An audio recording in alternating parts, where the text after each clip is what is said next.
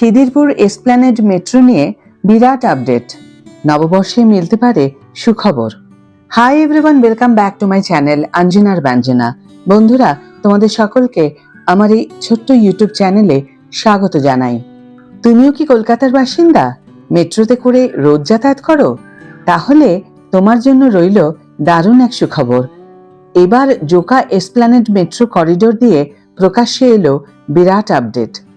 এমনিতে যত সময় এগোচ্ছে ততই এই বিশেষ মেট্রো করিডোরটি নিয়ে সাধারণ মানুষের উত্তেজনা একদম তুঙ্গে রয়েছে।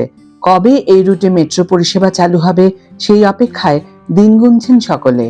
অবশেষে সেই অপেক্ষার অবসান ঘটতে চলেছে। মেট্রো পরিষেবার জন্য কলকাতায় এলো বিশাল আকার টানেল বোরিং মেশিন। হ্যাঁ, একদম ঠিক শুনেছ বন্ধু।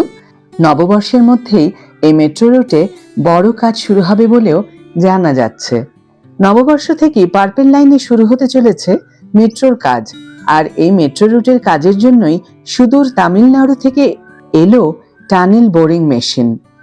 এই রুটে কাজের জন্য বাঙালি নববর্ষ থেকেই হাত লাগাবে কর্মীরা, সূত্রের খবর। সবকিছু ঠিকঠাক থাকলে আগামী মাস অর্থাৎ এপ্রিল থেকে শুরু হবে খিদিরপুর এসপ্ল্যানেড সুড়ঙ্গ খোঁড়ার কাজ। এহেন খবর চাউর হতেই বেজায় খুশি মেট্রো প্রেমীরা। শুধু এখানেই শেষ নয়, কাজ যাতে দ্রুত এবং সুষ্ঠুভাবে হয় তার জন্য আরও একটি বোরিং মেশিন আনা হবে। সুড়ঙ্গ খননের সম্পূর্ণ কাজটাই হবে এই মেশিন দিয়ে। অর্থাৎ হয়তো সেই দিন আর বেশি দূরে নেই যখন মেট্রো করে শহরের মানুষ এক প্রান্ত থেকে অন্য প্রান্তে আরো সহজে এবং নির্ঝঞ্ঝাটভাবে যেতে পারবেন। জানা গিয়েছে যে কলকাতা শহরে যে বিশাল টানেল বোরিং মেশিনটি এসেছে সেটি তামিলনাড়ু থেকে এসেছে। জানলে অবাক হবে, তামিলনাড়ু থেকে আসা এই টিবিএম প্রায় 90 মিটার লম্বা এবং ওজন 650 টন। এই উন্নত প্রযুক্তির মেশিনটি সুড়ঙ্গ খননের জন্য প্রিকাস্ট সেগমেন্ট রিং ব্যবহার করবে, যা ভূগর্ভস্থ রেলপথ নির্মাণে কার্যকরী। যতদূর জানা যাচ্ছে, খিদিরপুর থেকে পার্ক স্ট্রিট পর্যন্ত টানেল তৈরির জন্য দুটি টানেল বোরিং মেশিন ব্যবহার করা হবে। প্রথমে খিদিরপুরের সেন্ট থমাস স্কুল চত্বর থেকে ভিক্টোরিয়া পর্যন্ত 1.7 কিলোমিটার দীর্ঘ সুড়ঙ্গ তৈরি করবে টিবিএম। পরবর্তী ধাপ হিসাবে ভিক্টোরিয়া থেকে পার্ক স্ট্রিট পর্যন্ত 950 মিটার পথ নির্মাণ করা হবে। পার্ক স্ট্রিট থেকে এসপ্ল্যানেডের সঙ্গে এই লাইন যুক্ত হবে। সম্প্রতি যোগাযোগ ব্যবস্থার এক বিরাট উন্নতির জন্য জোকা এসপ্ল্যানেড মেট্রো করিডোরের দৈর্ঘ্য বৃদ্ধির অনুমোদন পেয়েছে।